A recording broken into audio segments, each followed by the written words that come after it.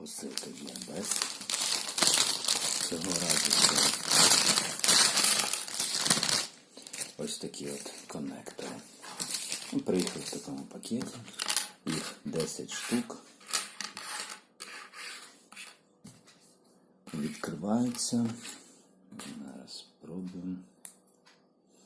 Відкриваються. О, блін, не дуже то вони просто відкриваються.